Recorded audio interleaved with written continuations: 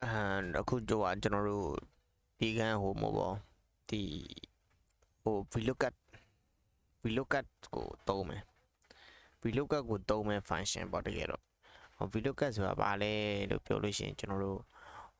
ကျွန်တော်တစ်ခုပြမယ်နော်VLOOKUP ဆိုတာကျွန်တော်တို့ဒီမှာ VLOOKUP ဆိုတော့ lookup value ကိုရှာမဲ့တန်ဖို့ပေါ့နော်ကိုရှာမဲ့တန်ဖို့ကကိုရှာမဲ့တန်ဖို့ကဒီကောင်ပေါ့ဒီကောင်လို့တွေးလိုက်မယ်နော်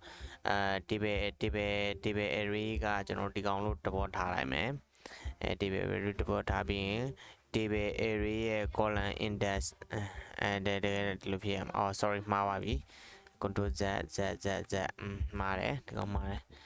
ကျွန်တော်မှာ data အရင်နဲ့မရှိလို့ခဏလေးကျွန်တော် data အရင်ဟိုကျွန်တော်အဲ့ဒါဆို data table တခုကိုကျွန်တော်ဒီမှာယူလိုက်ပြီပေါ့နော်ဒီမှာ table တခုရှိမယ်အဲ့ table မှာကျွန်တော်တို့ဘာလုပ်လို့ရလဲဆိုကျွန်တော်တို့ VLOOKUP နဲ့ရှာလို့ရတယ် VNOOK VLOOKUP ဆိုပြီးတော့ lookup value ကကျွန်တော်ဒီဘက်ကတခုလေးကိုပဲယူလိုက်မယ်နော် lookup value table array ကဒီ array တခုကိုကျွန်တော်တို့သုံးမယ်ဒီ value ကိုသုံးမယ် column index number ဒါရှာမှာဆိုတော့1 2 2 2 ပေါ့နော်2ယူမယ်ဆိုတော့2ပေါ့012ပေါ့နော်00112တို့ကြပြီးရင်ဒီ 2 exactly match ပေါ့နော်လုံးဝတိကျတဲ့ဟာကိုရွေးတယ်ကျွန်တော်တို့ကfalse ပြီးရင်မရှိတော့ဘူးเนาะ lookup အဲ့မရှိတော့ဆိုရင်ပိတ်ပြီးတော့ enter လေးခောက်ချလိုက်တယ် and not a number ဆိုတာဘာကြောင့်လဲဆိုရင်တော့ဒီမှာ G3 ရဲ့တန်ဖိုးကမရှိသေးဘူးအဲ့တော့ G3 တန်ဖိုးရှိအောင်ဘာလုပ်မလဲဆိုလို့ရှိရင်ကျွန်တော်တို့ကဒါဒီ Excel ထဲမှာတုံးနေဟိုပါပေါ့ဟိုကောင်ကိုတုံးတက်အောင်ပဲ data validation တုံးလိုက်မယ်เนาะ data validation မှာ list ကိုတုံးလိုက်မယ်list ကို source ကဒီကောင်ကိုယူလိုက်မယ်ဒီကောင်ကိုယူလိုက်မယ် okay ပေးလိုက်မယ်ဟုတ်ပြီ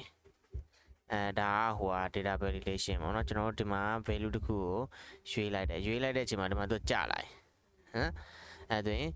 Agilica Romat ဆိုရင် Agilica Romat ဆိုလို့ရှိရင်ချစ်စော1 2ဆိုတော့အဲ့ဒါ column index 1 2သူ့ရဲ့ formula ဘယ်လိုလဲဆိုတော့ lookup value ရဲ့ ဒီမှာ G3 ဆိုတဲ့တန်ဖိုးကွက်ထဲမှာနော် G3 ဆိုတဲ့ဒီတန်ဖိုးကွက်ထဲမှာတန်ဖိုးတစ်ခုလာလို့ရှိရင်ဒီ array ကနေ fan လိုက်မယ် fan လိုက်တဲ့ဟာကကျွန်တော်တို့ကပြန်ထုတ်ပြမယ်ဆိုတော့ number 2ဆိုတော့1 2 3ကိုလိုချင်3ပေါ့နော်ကျွန်တော်တို့ကဒီမှာမြို့နာမည်ကိုပဲယူတော့မယ်အဲ့တော့ကျွန်တော်တို့ဒီမှာ3ဆိုပြီးတော့ပြောလိုက်မယ် london သူက london ဖြစ်တယ်အဲ့တော့ data validation ကိုကျွန်တော်ဒီမှာ astro cost ဆိုပေးလိုက်လို့ရှိရင်သူကဒီလိုဖြစ်သွားတယ်ပေါ့နော် astro cost ဆိုလို့ရှိရင် San Francisco ဖြစ်သွားမယ်အဲ့တော့ဒီမှာကျွန်တော် view code မှာသူ့ကိုချက်သွားမယ် view ကမှာ set.underfix ဟုတ်ပြီဒီကောင်နဲ့မှန်တယ်တော့မှန်နေတယ်အဲ့ဒါပြီးရင်ကျွန်တော်ဒီမှာသွားမယ် New York ကိုပေါ်လာတယ်ဗောနော်အဲ့တော့ auto fix လုပ်သွားအဲ့လိုမျိုးပဲကျွန်တော်တို့ VBA မှာလည်းဒီ VLOOKUP function ကိုအသုံးပြုလို့ရတဲ့နည်းစနစ်ပဲပြောအောင်ပါဗောနော်ရှိတယ်ဗောရှိတယ်ပဲသဘောထားပါတော့ဗျာရှိတယ်ဆိုတော့ VLOOKUP တော့ဒီ VBA မှာဒီ VLOOKUP function မှာမဟုတ်တခြားသော Excel ထဲမှာပါလာတဲ့ function တွေ advanced function တွေကိုယူသုံးခြင်းတယ်ဆိုလို့ရှိရင်သူ့ရဲ့ keyword လေးတစ်ခုရှိတယ်အဲ့ဒီ keyword လေးကဘာလဲဆိုလို့ရှိရင်ကျွန်တော်တို့က worksheet function ပေါ့ worksheet function ဆိုတဲ့ဟာလေးကိုယူသုံးပြီးတော့အရင်ရေးပေးရတယ်ပေါ့နော်အဲ့ဒါဘယ်လိုလဲဆိုလို့ရှိရင်ဥပမာ SAS ပေါ့နော် SAS ဆိုတော့ဒါဟိုမြို့ဆိုတော့ city ပေါ့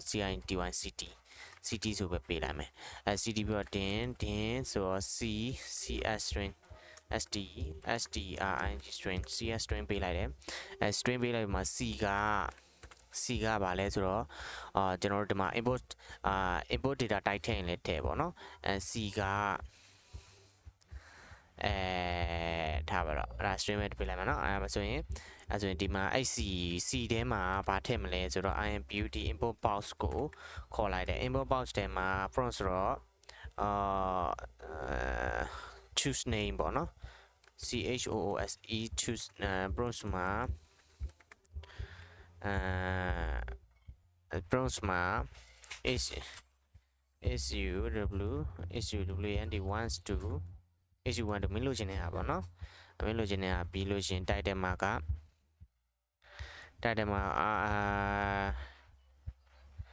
is မင်းလိုချင်နေတာ title မှာပါလဲဆိုတော့တခုခုပေါ့အားပေးမလဲဆိုတော့မြို့လိုမှာ CITY city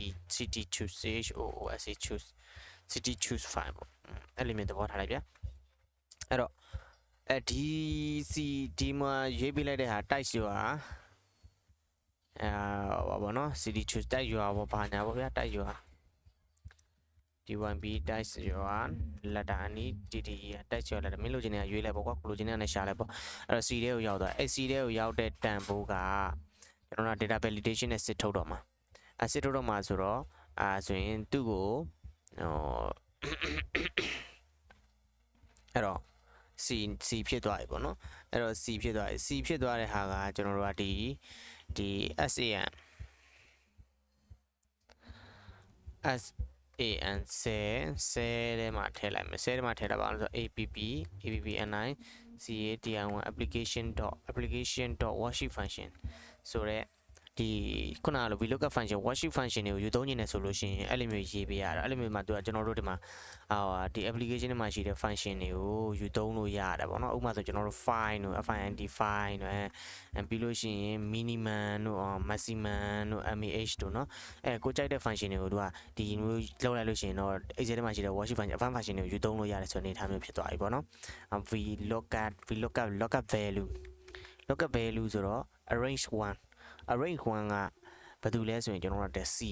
ကိုရှာထားတာလေ C ကိုရှာထားတာအဲ့တော့ C ကဘယ်ကနေရှာမလဲဆိုတော့ sheet 1ထဲမှာရှိတယ် SHEET sheet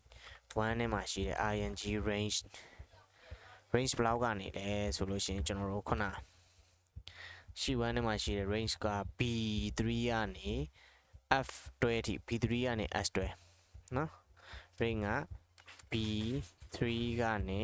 S12 B3 ကနေ S12 ထိပြီးလို့ရှိရင်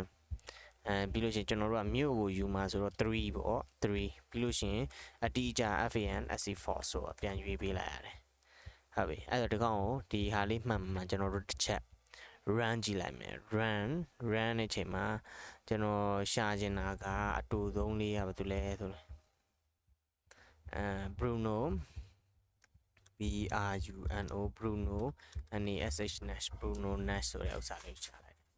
အဲ့တော့ Bruno Nash မှာဘာကိုထုတ်ပြလဲBruno Nash မှာဘာမှလည်းထုတ်မပြအောင်Bruno Nash ဘာမှထုတ်မပြအောင်ဆိုထုတ်ပြအောင်လက်ထုတ်ပြဖို့ကြံသွားတယ်အဲ့တော့ MSG ပေါက်မှာဘယ်သူ့ကိုထုတ်ပြလဲဆိုတော့ဒီyour CND1 city is ဆိုပြီးတော့ကျွန်တော် လေးနဲ့ဆက်တယ်အဲ့ကောင်ပါလဲဆိုတော့ဒီ SAN ထဲမှာရောက်နေတဲ့ဟာပေါ့ဒီ SAN ထဲမှာရောက်နေတဲ့တန်ဖိုးပေါ့အဲ့ဒါဆိုတော့ပြန် run မယ် run တယ်ဆိုတော့CARA street ဆို New York ထွက်မှာပေါ့ဒီမှာဒီ set တွေကိုသွားအောင်ကျွန်တော် New York ကိုထွက်ရမှာ CARA STEVN